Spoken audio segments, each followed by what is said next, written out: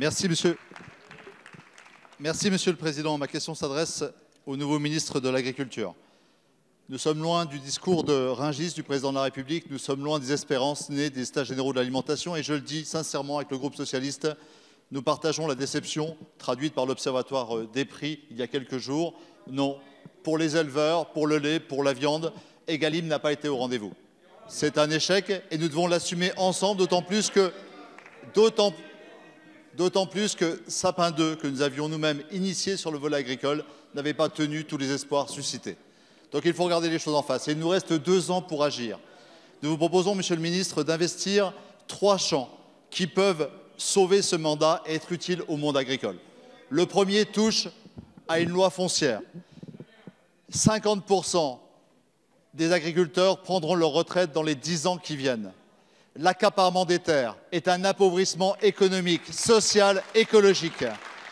Nous avons besoin, face aux dérives ultralibérales, de retrouver une régulation du foncier pour assurer une relève générationnelle et assurer l'esprit d'entreprise dans nos campagnes. Deuxième champ, il est celui de la politique agricole commune. Je le regrette, mais il semble que la France ne soit pas assez investie dans le Green Deal et le lien et le levier qu'elle peut constituer dans la politique agricole alimentaire commune, avec notamment 4 leviers, Monsieur le Ministre, que nous vous invitons au dialogue avec nous sur ces sujets. Le premier est celui de mobiliser le premier pilier sur les organismes de producteurs pour la fabrique des volumes et des prix à la base, tel que Egalim n'a pas pu le faire. Le deuxième est celui de mobiliser le deuxième pilier sur la haute valeur environnementale pour relancer le récit de l'agroécologie qui réconcilie société et agriculture. Le troisième, vous le savez très bien, c'est celui d'une autonomie protéique par des aides découplées. Tous ces leviers, ils sont à votre portée. Et le dernier, le plus important, c'est d'apporter ici, maintenant, la garantie que la France, dans le cadre du traité mix, qui pourrait connaître une accélération par la présidence allemande, mettra son veto sur le Mercosur pour que l'agriculture reste une assurance vie. Monsieur Julien Denormandie, ministre de l'Agriculture et de l'Alimentation.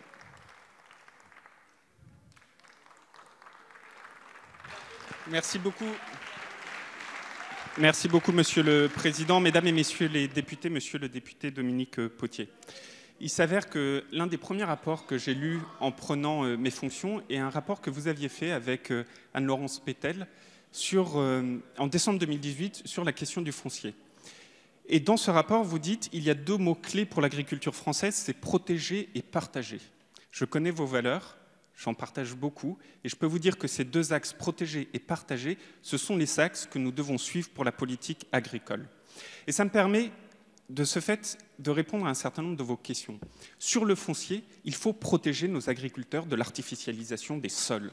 Quand je vois que le Premier ministre, dans sa déclaration de politique générale, a appelé à un moratoire sur tous les nouveaux centres commerciaux pour éviter notamment qu'un certain nombre de terres agricoles ne puissent être mangées par ces centres commerciaux, ça va dans ce sens.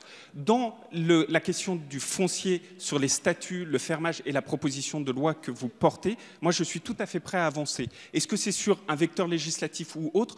Peu m'importe. Le danger aujourd'hui, c'est qu'il n'y ait plus de transmission du foncier et donc nous devons avancer dessus. Et puis le deuxième volet, protéger, c'est aussi protéger l'agriculture, l'environnement. Et à ce titre, le président de la République l'a redit le 29 juin, oui, la France s'opposera au Mercosur. Il l'a dit devant les 150 citoyens de la Convention pour le climat.